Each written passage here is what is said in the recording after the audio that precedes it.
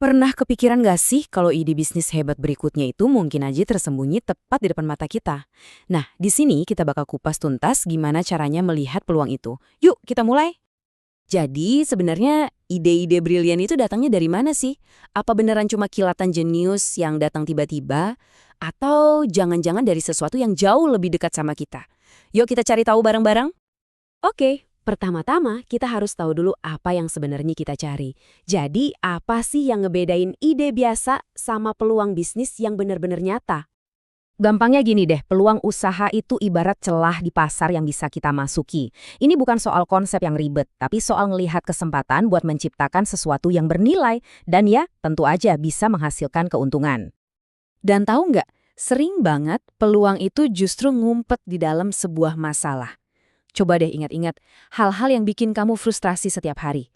Setiap keluhan itu, wah itu bibit emas buat ide bisnis. Peluang juga bisa muncul dari kebutuhan dasar, makanan, rasa aman, tempat tinggal. Pertanyaannya sekarang, gimana caranya kamu bisa penuhin kebutuhan ini dengan cara yang lebih baik, lebih cepat, atau mungkin lebih terjangkau? Dan jangan pernah lupain yang namanya keinginan. Soal hiburan, kemewahan, kenyamanan, ini tuh pintu menuju peluang yang nggak ada habisnya. Jadi, ingat ya 3 kuncinya, cari peluang di dalam masalah, kebutuhan, dan keinginan. Oke, sekarang kita udah tahu apa yang harus dicari. Pertanyaan selanjutnya, carinya di mana? Yuk kita buka peta harta karun peluang usaha kita. Coba deh lihat sebaran ini. Menarik kan? 30% ide datang dari diri kita sendiri dan 30% lagi dari lingkungan sekitar. Artinya apa? Inspirasi terbesar itu seringnya ada di dekat kita banget. Yuk kita bedah satu persatu sumber ini. Yuk kita mulai dari dalam diri kita dulu. Keahlian unik kamu apa? Hobi apa yang kalau kamu lakuin bisa sampai lupa waktu? Sering banget loh bisnis paling keren itu lahir pas kita mengubah passion pribadi jadi sesuatu yang berguna buat orang lain. Jangan pernah sepelein apa yang udah kamu punya. Sekarang, coba deh lihat sekeliling kamu. Masalah apa sih yang teman-teman kamu sering keluhin? Kebutuhan apa yang belum ada solusinya di lingkungan rumah kamu? Buka mata lebar-lebar karena inspirasi itu ada di mana-mana. Gini, setiap ada perubahan besar, pasti ada peluang besar juga. Aturan baru dari pemerintah, tren gaya hidup yang lagi hits, teknologi baru, semuanya ini nyiptain masalah dan kebutuhan yang sebelumnya nggak kepikiran. Anggap aja setiap perubahan itu kayak pintu baru yang kebuka buat inovasi.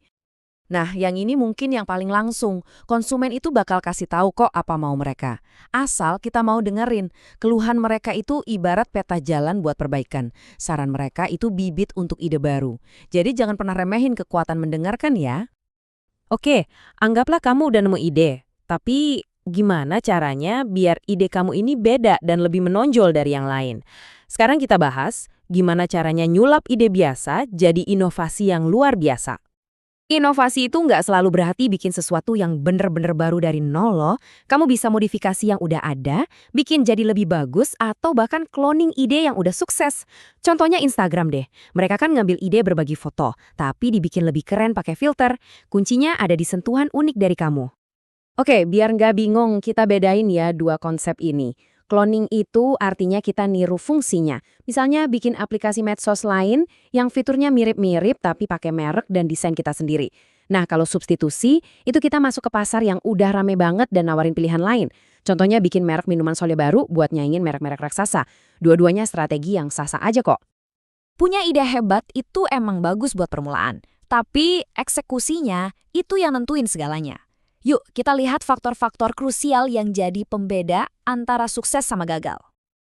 Ini tuh kayak permainan keseimbangan. Di satu sisi, ada tiang-tiang kesuksesan, perencanaan yang mateng, ngatur duit yang benar, sama strategi marketing yang pinter. Di sisi lain, ada jebakan-jebakan yang bisa bikin bisnis sebagus apapun jatuh. Paham dua sisi ini? Itu kuncinya. Setelah ngomongin semua analisis dan strategi ini, kamu mungkin mikir, oke, terus gue harus mulai dari mana nih? Jawabannya sebenarnya simple banget. Dan ini dia intinya. Ide paling brilian sekalipun bakal percuma kalau fondasinya nggak kuat dan kita gampang nyerah pas ada tantangan. Jadi, ini bukan cuma soal ide, ini tentang kegigihan kamu. Nah, fondasi terkuat itu apa? Mulai dari sesuatu yang benar-benar kamu suka. Mau itu hobi atau passion kamu yang paling dalam. Soalnya, kalau kamu merjain sesuatu yang kamu suka, energi buat nggak gampang nyerah itu bakal datang sendiri. Jadi, sekarang pertanyaannya buat kamu. Masalah apa yang mau kamu selesaikan? Coba deh lihat dunia di sekelilingmu pakai kacamata baru. Peluang itu ada di mana-mana loh. Sekarang, giliran kamu buat ngambil kesempatan itu.